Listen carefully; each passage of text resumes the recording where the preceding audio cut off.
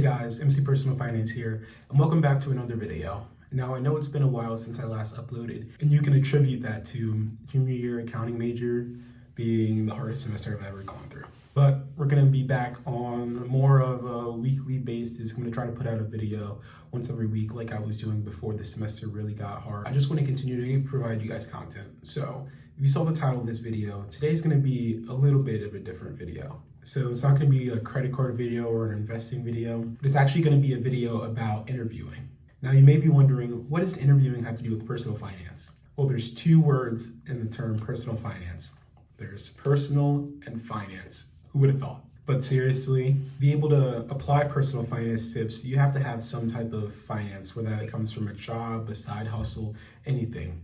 So this is going to be more of you're interviewing for a job. It doesn't have to be a big CEO job, but just a job in general. So that way you do have the resources and finances to be able to apply personal finance tips to make sure that you're continuing to grow and compound your wealth. So we're just going to give 5 tips. These are all stuff that I use when interviewing for internships and then down the line when I interview for jobs. And if this video helps you out, or if you have any more interview tips, let me know down below. Comment it down in the comment section. And also make sure to like and subscribe. All right, so let's just hop right in. All right, so the first tip is going to be to dress professionally.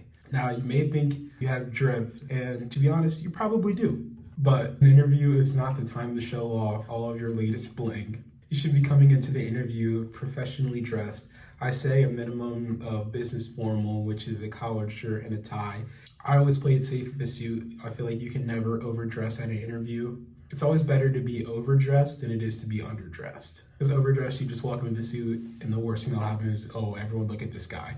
But if you come in with a tank top and some jean shorts, everyone's gonna be like, look at this guy, but not in the same way they were referencing before. And it also makes a good first impression. The first thing that the interviewer is gonna see when they see you is how you're dressed, how your hair is kept, just small things like that. It's always nice to make a good first impression and start off the interview strong. The second tip is to show up on time, preferably 5 to 10 minutes early. Now, obviously life happens, so if you hit traffic on the way and you show up right on time as your interview schedule, it's not the end of the world. Prepare for that and tend to leave early. Be prepared to arrive around 15 to 20 minutes early, so that way you can go in around 5 to 10 to even 15 minutes early. But don't overdo it. Like, don't show up an hour before, don't show up the night before camped out like you're trying to get the newest GameStop game. Do they still do that? Do they still do midnight releases? But that's besides the point. You want to show up early, so that way, again, you can continue to make that good impression, show that you're ready for this, that you really want this, that you're working for this, but also at the same time, you don't want to show up too early and make them feel pressure or inconvenience by making you wait until your scheduled time.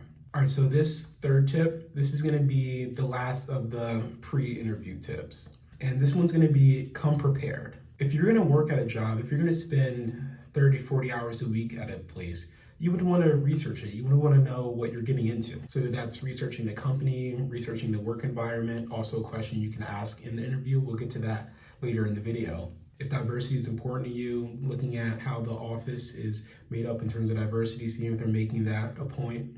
And just having general knowledge of the company, because if you walk in there and this is your first time ever knowing what the company is, you might mess around and pronounce the company's name wrong, which again, first impressions are very key. So doing that would just not bode well for you. And it's not just for them, it's for you too. Again, you're gonna be spending 30 to 40 hours a week there, possibly, maybe even more. You wanna be at a place that fits you, where you know that you can thrive and you can continue to grow in that place. All right, so moving on to in the interview. So this tip is gonna be to ask questions. And this kind of goes along with being prepared. So the being prepared also throughout the interview is, after you research the company, make sure you know the type of questions that they're gonna ask you. So maybe do some mock interviews. I know at my school, we have a career and development center where you're able to do mock interviews, where you're able to practice beforehand. So that way, going into the interview, this isn't the first time you're asked about your biggest weakness, your biggest strength. And is one time that you had to apply teamwork, questions like that. And interviews do get easier over time, but you don't want to interview for your dream job, have that be your first interview, and then feel like you completely blew it because you were totally unprepared. You were using likes, and just generally didn't seem like you knew that this was happening. Going back to the ask questions, again, so if you have some of those questions about like the work environment, about the diversity, make sure to ask that in the interview. It one shows that you did come prepared, you did your research on the company, and two shows that you're actually involved and that you actually want to be in that place. And you can even go into this further by asking about what your specific role would be, about some of the responsibilities. Again, to just harp on researching prior to the interview. And the last and final tip is going to be a post-interview thing. So after you've gone through the whole interview process, a maximum a day later, send them a follow-up thank you note. Thank them for their time. Just be courteous, because that can separate you from the candidates. If there's 10 candidates and you're the one who sends the thank you note afterwards, that could get you the job over all the other 9 candidates. And plus, in general, just show gratitude in your everyday life. But that's not MC Personal Finance. That's MC Wisdom Personal MC Personal Wisdom. New channel idea? Maybe. No, but in all seriousness, thank you guys for watching. I just want to let you guys know, you guys are going to crush your next interview. You're going to do great. You're interviewing for your dream job. You're going to get it. Just make sure, again, to be prepared, follow these tips, and also just continue to be you. Thank you guys again for watching. Till next time, peace.